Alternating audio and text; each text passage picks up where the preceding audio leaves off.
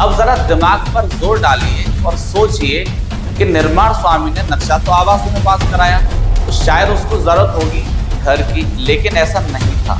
वो तो एक मौत का भवन तैयार कर रहा था अपने लालच के लिए। यदि इस होटल का उद्घाटन कुशलता पूर्वक हो जाता, दर्शकों, होटल चालू हो जाता, तमाम श्रद्धालुओं का आवागमन शुरू हो जाता, और यदि उस वक्त ये हादसा होता तो किसकी जिम्मेदारी तय की जाती, किसकी जवाबदेही तय की जाती? क्योंकि ये तो आपने देखा है, जब कोई हादसा होता है तभी प्रशासन अपनी कुंभकर्णी नींद से जागता है।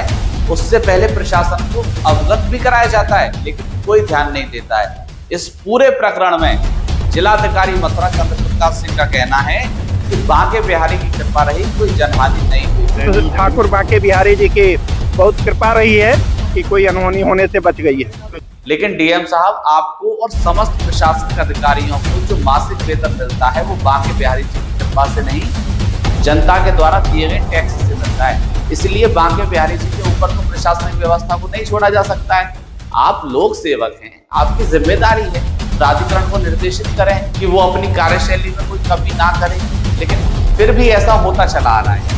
हैरानी की बात तो ये है दर्शकों कि जब भी किसी प्रशासनिक अधिकारी से फोन पर बात करते हैं तो सुनने में आता है कि मीटिंग चल रही है। आखिर ये मीटिंग किसकी होती है? क्योंकि भ्रष्टाचार रुक नहीं रहा है, विभागों की कार्यशैली सुधर नहीं रही है, अवैध निर्माणों पर कार्रवाई हो नहीं रही है, रिश्वत खुलेआम चल रही है, तो फिर समस्त प्रशासनिक अधिकारी मीटिंग में बैठकर क्या चाय पर चर्चा करते हैं और समोसा गटक कर हाथ पहुंचकर मीटिंग छोड़कर चल देते हैं?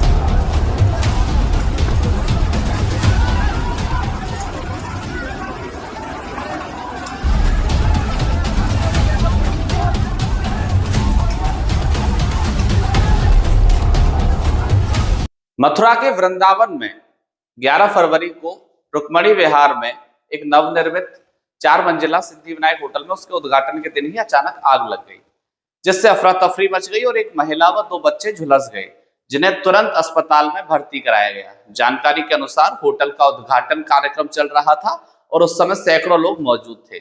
दोपहर लगभग 3:30 बजे होटल के दूसरे तल के एक कमरे में अचानक आग भड़क उठी। आग लगते ही वहां मौजूद लोगों में भगदड़ मच गई। महिलाएं और पुरुष जान बचाने के लिए बाहर की ओर दौड़े, जबकि कुछ लोग छत पर चढ़ गए। सूचना मिलते ही पुलिस और दमकल विभाग की टीमें मौके पर पहुंची और राहत एवं बचाव कार्य शुरू किया। छत पर फंसे लोगों को क्रेन की सहायता से सुरक्षित नीचे उतारा गया। अग्निशमन विभाग ने कड़ी मशक्कत के बाद आग पर काबू पा लिया। हालांकि आग से होटल का काफी सामान जलकर राख हो गया। इस घटना में झुलसे 3 लोग होटल मालिक के परिवार के ही सदस्य बताए जा रहे हैं। उन्हें 108 एम्बुलेंस की मदद से अस्पताल पहुंचाया गया। जिलाधिकारी चंद्र प्रकाश सिंह ने मौके पर पहुंचकर स्थिति का जायजा लिया। सुभाष अग्रवाल द्वारा यह होटल बनाया गया और बुधवार को ही उसका उद्घाटन किया गया था। प्रारंभिक तौर पर आग लगने का कारण शॉर्ट सर्किट माना जा रहा है। डीएम साहब ने कहा है कि यदि जांच में नियमों की अनदेखी सामने आती है तो आवश्यक कार्रवाई की जाएगी। फिलहाल प्रशासन पूरे मामले की जांच में जुटा है।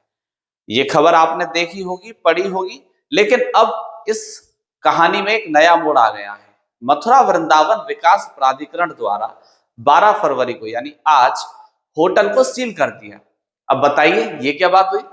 एक तो होटल संचालक का इतना नुकसान हो गया, उद्घाटन के दिन होटल जलकर राख हो गया, और अब प्राधिकरण ने सील लगा दी। चलो आपको बताते हैं कि आखिर मथुरा वृंदावन विकास प्राधिकरण ने ऐसी हिमाकत अब क्यों दिखाई है। दरअसल एक अधिनियम है, उत्तर प्रदेश नगर योजना विकास अधिनियम 1973। इसके मुताबिक यदि कोई भी व्यक्ति अपना घर, मकान, दुकान, होटल, हॉस्पिटल बनवाना चाहता है तो उसे मथुरा वृंदावन विकास प्राधिकरण से नक्शा पास कराना होता है और उसी नक्शे के अनुसार ही निर्माण कार्य करना होता है। अब इस होटल में क्या झोल है वो सुनिए। दरअसल इस भवन का नक्शा सुधा अग्रवाल, हरिओम और कन्हैया लाल द्वारा आवासीय में पास कराया गया था, जो कि स्टिल्ट +3 के लिए स्वीकृत था। मतलब ग्राउंड फ्लोर, उसको स्टिल्ट के लिए स्वीकृत किया गया, माने ग्राउंड फ्लोर पर पार्किंग के लिए। लेकिन निर्माण स्वामी ने स्टिल्ट में होटल के हॉल और कमरे तैयार कर दिए, सेटबैक नहीं छोड़ा। यानी निर्माण स्वामी द्वारा अपने लालच के लिए, लोगों की जान के साथ खेलने के लिए एक मौत का भवन तैयार कर दिया और उसी मौत के भवन में सबसे पहले उसने अपने रिश्तेदारों को बैठा दिया। ये तो गनीमत रही कि कोई जनहानि नहीं हुई। अब जरा दिमाग पर जोर डालिए और सोचिए कि निर्माण स्वामी ने नक्शा तो आवासीय में पास कराया, तो शायद उसको जरूरत होगी घर की, लेकिन ऐसा नहीं था। वो तो एक मौत का भवन तैयार कर रहा था अपने लालच के लिए। यदि इस होटल का उद्घाटन कुशलता पूर्वक हो जाता, दर्शकों, होटल चालू हो जाता, तमाम श्रद्धालुओं का आवागमन शुरू हो जाता, और यदि उस वक्त ये हादसा होता तो किसकी जिम्मेदारी तय की जाती, किसकी जवाबदेही तय की जाती? क्योंकि ये तो हमने आपने देखा है, जब कोई हादसा होता है तभी प्रशासन अपनी कुंभकर्णीय नींद से जागता है। उससे पहले प्रशासन को अवगत भी कराया जाता है, लेकिन कोई ध्यान नहीं देता है। इस पूरे प्रकरण में जिलाधिकारी मथुरा चंद्र प्रकाश सिंह का कहना है कि बांके बिहारी की कृपा रही, कोई जनहानि नहीं हुई। देखिए, ये वृंदावन में रुक्मणी विहार है, जिसमें एक सिद्धि विनायक होटल है, जिसका उद्घाटन किया जा रहा था। ये सुभाष अग्रवाल जी हैं जिन्होंने इस होटल को बनाया है, और आज ही इनका फंक्शन था। यहाँ सब सजावट वगैरह है। संभवतः शॉर्ट सर्किट से उद्घाटन के दौरान आग लगी होटल में। देख रहे होंगे होटल में पूरी तरीके से जल गया है। इन्हीं के परिवार के लोग, घर के लोग थे।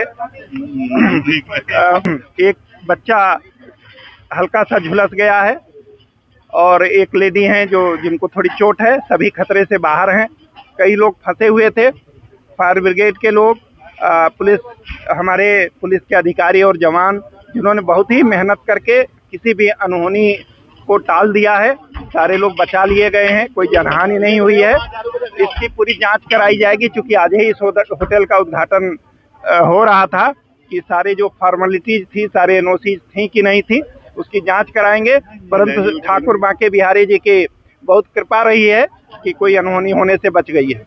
लेकिन डीएम साहब, आपको और समस्त प्रशासनिक अधिकारियों को जो मासिक वेतन मिलता है वो बांके बिहारी जी की कृपा से नहीं, जनता के द्वारा दिए गए टैक्स से मिलता है। इसलिए बांके बिहारी जी के ऊपर तो प्रशासनिक व्यवस्था को नहीं छोड़ा जा सकता है।